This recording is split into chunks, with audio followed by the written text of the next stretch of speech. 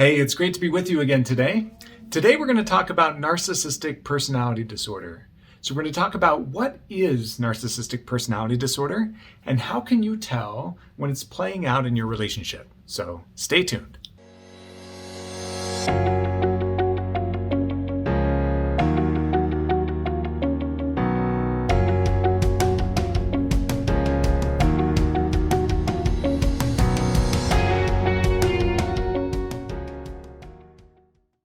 All right, so narcissistic personality disorder, you've probably heard this term thrown around quite a bit.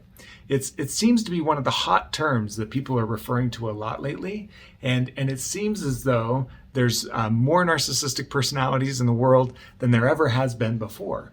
And so today we want to kind of break down exactly what is narcissistic personality disorder, what's the kind of the true definition of that personality disorder, and how can you tell when you or somebody that you love, care about, has this personality. So let's dive into that a little bit. And part of the reason I want to do this video is because I want to send the message to the world that not everybody you know has narcissistic personality disorder. It almost seems as though everywhere you look, they're a narcissist, they're a narcissist, they're a narcissist. And you hear this a lot as people are talking about their spouses, as they're talking about people in political positions, as they're talking about individuals in the news, celebrities, right? It seems like everybody is a narcissist these days. And I want to kind of break down what exactly is that and how can you tell when that's playing out in your marriage. So first of all, let's jump into a definition. According to the Diagnostic and Statistical Manual, this is the manual that's used by mental health professionals, psychologists, psychiatrists, mental health physicians, right? The Diagnostic and Statistical Manual, or the DSM that they sometimes call it, defines narcissism like this. So narcissistic personality disorder is defined as comprising a pervasive pattern of grandiosity, fantasy or behavior, a constant need for admiration, and a lack of empathy, beginning by early adulthood and present in a variety of contexts, as indicated by the presence of at least 5 of 9 criteria, right? And then the DSM kind of breaks down what those criteria are. So the Diagnostic and Statistical Manual is saying, in order to be diagnosed officially as narcissistic personality disorder, here are the things, here are the factors that are typical of somebody who would have narcissistic personality disorder, and these are the 9 things. So the first one, a grandiose sense of self-importance. And this can kind of show up in the individual exaggerating achievements, talents, and expects to be kind of recognized as superior without having kind of earned those achievements, right? So that's the first criteria, this kind of grandiose sense of self and an inflated sense of ego. It's one of the most classic definitions of somebody with narcissism. The second criteria, a preoccupation with fantasies of unlimited success, power, brilliance, beauty, or ideal love, right? So this preoccupation with something that's a little bit outside of expectations, a little fantasy focused in that review of self. The third criteria, a belief that he or she is special and unique and can only be understood by or should associate with other special or high status people or institutions, right? So kind of they should be in an elite club and all other people should treat them as elite. And they should really only associate with elite, kind of in this aloof looking down on other individuals. They kind of class themselves out of the general population, right? Okay, next criteria, a need for excessive admiration, right? So this need for constant praise and a constant recognition in an excessive kind of way. We all kind of like that, but going excessively. Next criteria, a sense of entitlement, so unreasonable expectations of especially favorable treatment or automatic compliance with his or her expectations. So this need for this entitled kind of pursuit, having other people kind of cater to them in really unrealistic ways. Next criteria, interpersonal exploitive behavior. So the individual takes advantage of others to achieve his or her own ends. So there really isn't kind of this equal give and take kind of reciprocity in the relationship. The individual is typically trying to exploit other individuals for their own benefit. And they really value others for their own benefit, right? They don't really consider what they can offer in a relationship in return.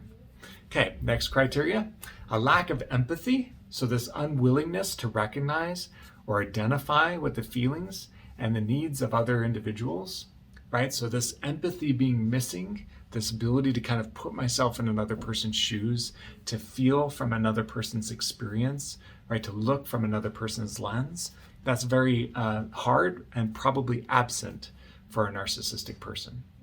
Okay, next criteria, envy of others or a belief that others are envious of him or her.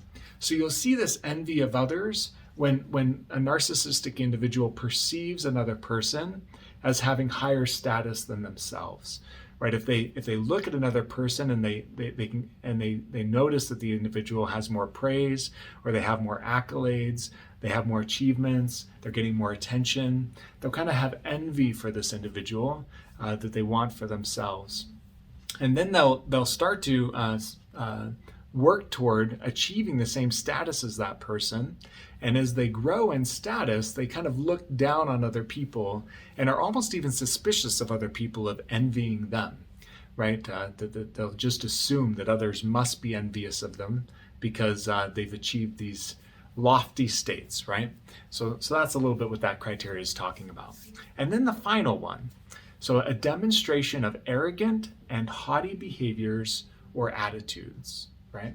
So this demonstration of kind of aloof, haughty, arrogant, self-consumed behavior is typical in a narcissistic personality. So the DSM says 5 of those 9, right? If you're going to be diagnostically meet the criteria for narcissism, an individual has to be displaying 5 of those 9. And it's important to understand that when the DSM is talking about diagnosing, you're really talking about diagnosing an individual who has a pervasive pattern. So the pattern's consistent over time. It's not so isolated events, isolated events of an individual being self-centered or acting aloof or being kind of self-absorbed. You're not really talking about isolated events or situations that only occur in specific and particular situations. You're talking about a pattern of behavior over time, right? That you'll see this playing out across relationships and across experiences in the personality of an individual, right? Which is very different than isolated events. And this is where sometimes people get tripped up with narcissistic personality, right? That they'll take 1 or 2 of these criteria instead of 5 out of the 9, and they'll kind of self-diagnose an individual that they know, or an individual that they're in a relationship with, and they'll say, oh, this person is totally self-centered, they're totally self-consumed, they must be a narcissist, right? They'll kind of come from this angle of taking 1 or 2 of these criteria and just assuming that the person must be a narcissist. And when we go through that list, you can kind of tell how somebody could arrive at that place, right? Let's look at that list again, these 9 criteria. And we just go down through this list, and starting with the first one, a grandiose sense of self or self-importance, right? So the individual kind of exaggerating achievements and talents and expectations. Sometimes people around us can do that, right? Like that they can, that fishing story and the fish that they caught kind of seems to get bigger and bigger over the years. That could be kind of a common tendency for individuals to do. We don't see that one as often in the general population, but certainly you could say in isolated situations, you might be in a relationship with somebody who could do that one. Looking at the second criteria, a preoccupation with fantasies of unlimited success, power, brilliance, beauty, or ideal love. I mean, come on. How many of us don't fantasize once in a while about achievements, right? About wanting to be that star athlete, right? Or wanting to be called randomly and asked to be a model for a cover magazine, or how many of us don't kind of relate to the person on the America's Got Talent stage, right? And we're like, I wish I was that person. So that tendency, again, can exist in a lot of us. Doesn't necessarily mean narcissist, right? The next criteria, a belief that he or she is special and unique, can only be understood by or should associate with other special or high status people or institutions, right?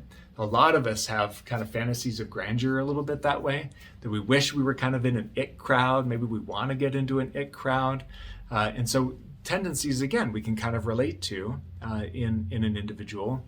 I might be able to relate to myself. That doesn't necessarily mean narcissist, right? Just this kind of organic desire for love and belonging and adoration a little bit more than I may currently have.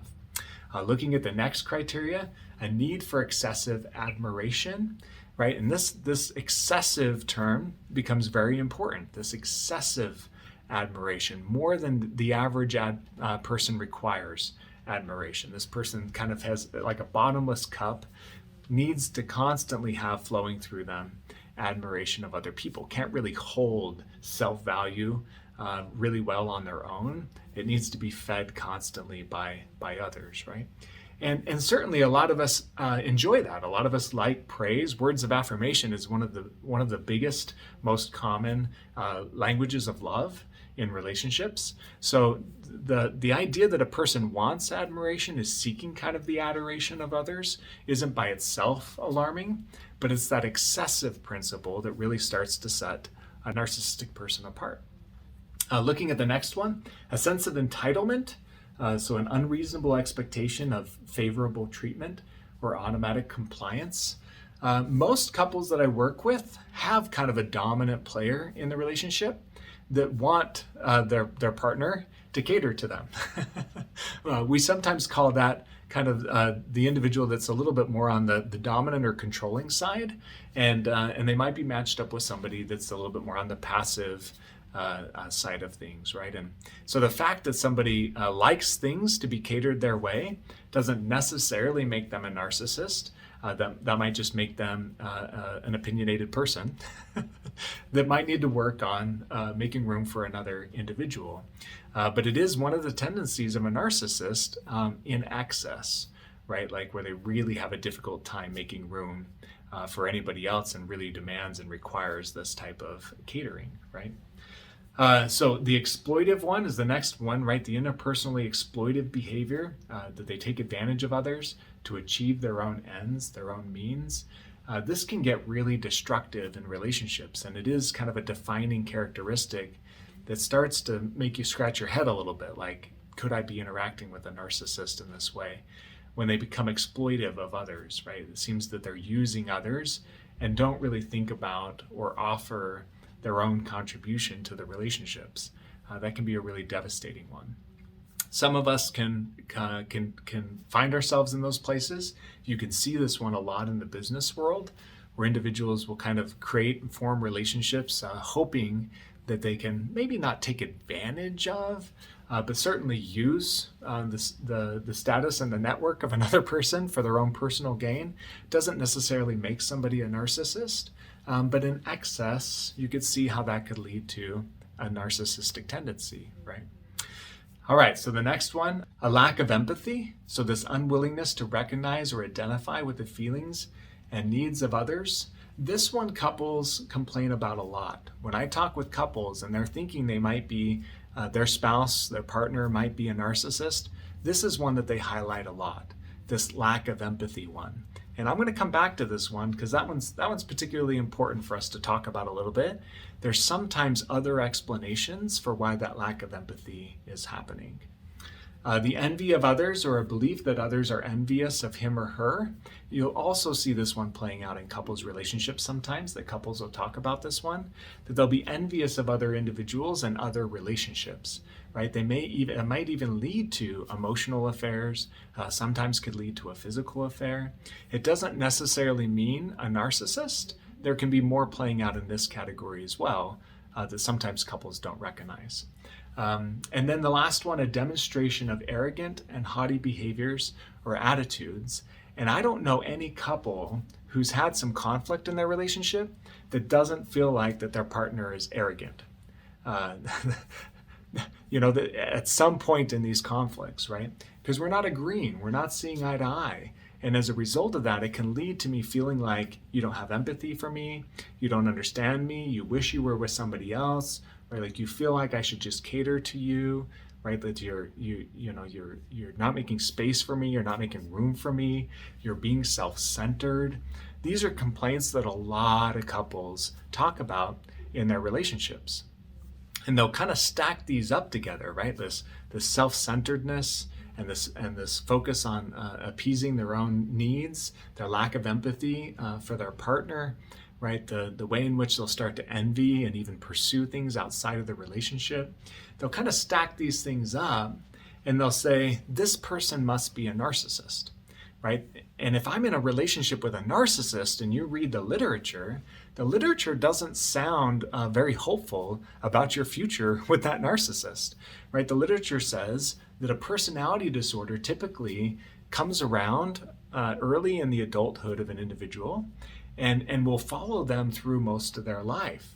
Personality disorders can be very difficult to overcome, and especially one like narcissism, where an individual tends to not be willing to look at themselves much, and they don't like other people who want to look at them much in a critical way.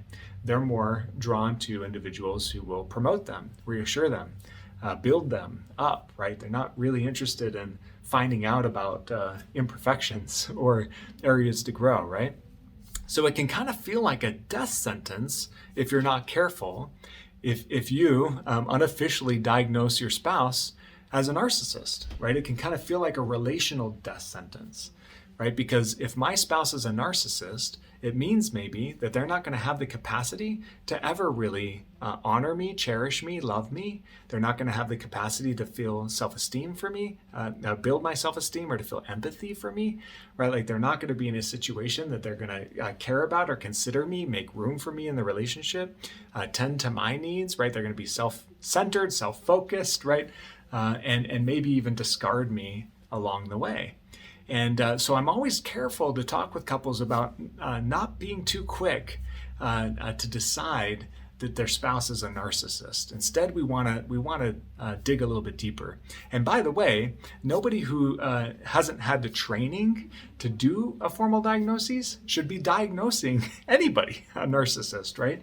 So we got to be so careful. Just because there's so much information out there, we want to be careful not to jump to conclusions and maybe assign what feels like a devastating, hopeless sentence to our relationship when you might be experiencing some of these tendencies in your partner, right? We want to keep in mind, it's important that we keep in mind the research and the statistics. And what they say is that 50 to 60% of adults are married. And about 0.5% to 1% of adults are narcissists, right? Which is a very small number. That means that 1 out of 2 couples out of 100 couples might have a narcissistic partner in that relationship, right? So that's just 1 or 2 out of 100, out of every 100 might have a narcissist in the relationship, right? Which means there's a high probability that your partner isn't a narcissist. We're hoping that they're not a narcissist, right? Because we want to be able to try to achieve growth in your relationship, right? So we want to keep those statistics in mind, that narcissism isn't as common and it's not as frequent as people sometimes think. We hear the term and the term gets thrown around way more than it actually exists in individuals, right? So why then might you be experiencing some of these tendencies with your partner? Well, I want to point your mind to a video course that we did called the Enrich module. It's a video course for couples, and it reviews a fulfillment model that I think goes a long way to kind of explain how sometimes people start to engage in narcissistic seeming tendencies, right? Tendencies that you might see in a narcissist, but a little bit lower on the spectrum of disorder, right? And what that fulfillment model talks about is when a couple's relationship falls out of kind of the active and passive phases of fulfillment, right? It falls out of kind of those highest levels of fulfillment and starts to fall into like complacency, right? When the relationship starts to fall into complacency level fulfillment, or even drought phase fulfillment, and certainly down in extinction phase fulfillment, you start to notice some of these tendencies coming up in the relationship. Like, for example, criticism starts to become commonplace in the communication style. And a critical communication style is when somebody attacks the character of their partner instead of giving feedback to their partner, right? So if I'm sick of my spouse leaving her socks on the floor, right, I would come into her and say, "You are such a selfish person. Why do you always do this? I'm so sick of you leaving your socks on the floor in our house," right? That would be the way that I would address that issue critically, instead of coming from a place of feedback. "Hey, babe, can we talk for a minute? I love you so much. 99% of the things you do are awesome, and here's some of them.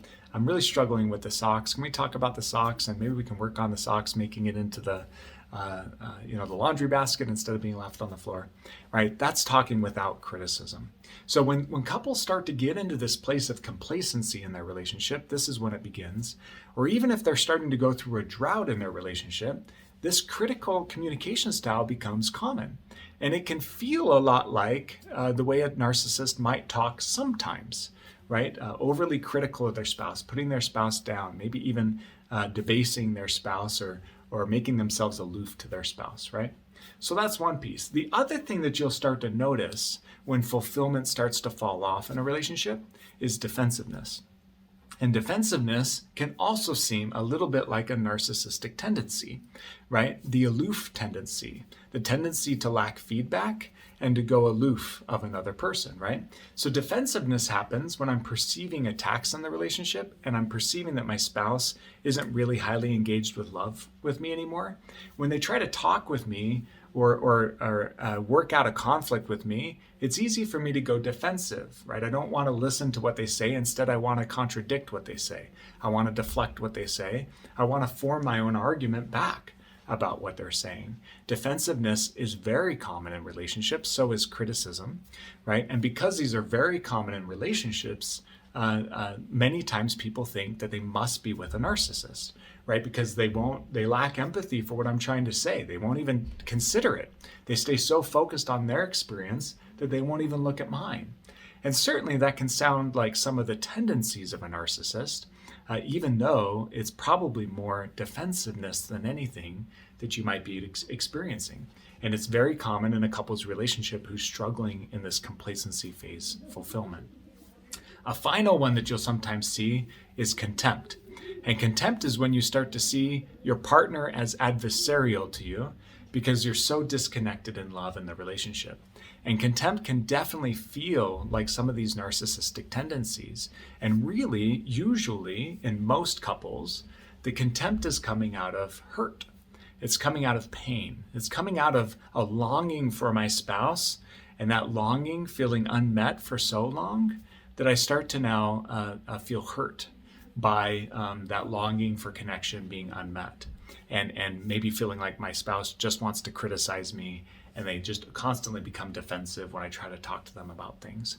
And so I start to turn my heart off a little bit. I start to turn my heart cold, right? I start to see my spouse as an adversary or an enemy instead of my favorite person. And that can feel a lot like a narcissist lacking empathy and going aloof and being self-centered, right?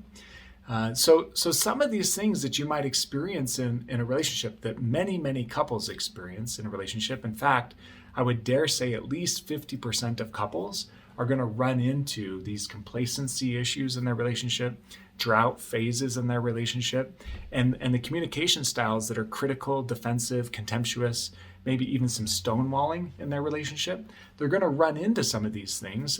Dr. John Gottman calls those the four horsemen of the apocalypse. He's a world-renowned researcher in marriage and family relations. And these are super common in relationships that are struggling. And the fact that they exist don't mean that you have a narcissistic person at play, right? It doesn't mean one or both of the spouses are a narcissist, right? They're very common to show up in a relationship, and especially when the relationship's under strain. So we just want to be careful not to overdiagnose. We want to keep in mind that with every symptom or attribute that a person may have, let's take one that could be common with narcissism, self-centeredness, right? So let's say the being selfish or self-centeredness. With every attribute that a person can have, that attribute's going to exist on a continuum. It's going to exist on a continuum from mild to moderate to severe, right? And right between kind of the moderate to severe place, there's going to be what's called a clinical cutoff. And a clinical cutoff just means that attribute is pervasive enough and excessive enough that it's starting to meet criteria as a disordered attribute, right? So just like with depression, for example, right? Most of us as we go through life, we're going to experience symptoms of depression. There's going to be days or even weeks, depending on life circumstances, that we're not going to want to get out of bed, right? That we're going to feel overwhelmed with life. We're going to lose motivation. We're going to have a hard time sleeping. We might overeat or undereat, right? We might have a difficult time finding happiness or pleasure in the world. And these are all classic symptoms of depression. It doesn't mean I have a depressive disorder that once in a while I portray these types of attributes, right? It could mean that I'm grieving a loss, or that I'm having a hard time feeling excited about my job, or I'm going through a really difficult relational breakup, right? Or some tension and stress with one of my family members or a sibling, right? Those are common, they're symptoms of depression, right? And just like self-centeredness could be a symptom or a tendency of narcissism, but it's really only when that tendency has become so severe and in a sustained way over time that it reaches kind of the clinical cutoff of being considered diagnostically narcissism, right? So it's only when it kind of hits this clinical cutoff that it becomes a criteria of narcissism. And then, of course, like we reviewed earlier, you need to be hitting 5 of those sustained over time out of the 9 in order to be a narcissistic personality disorder, right? So be careful with that, right? Like not everybody that you know is a narcissist. And we want to be super careful about throwing that label around too much, especially in your relationship, because it can breed hopelessness and it can turn your attention from maybe things that you ought to look at in the relationship as well, to over kind of assuming the issues in the relationship to your partner, making too many of them about your partner and not taking a close enough look at yourself, which, by the way, could kind of be a narcissistic tendency to over assume the issues to your partner and not take a look at some of them yourself as well. So just wanted to clear that up a little bit, right? Not everybody out there is a narcissist.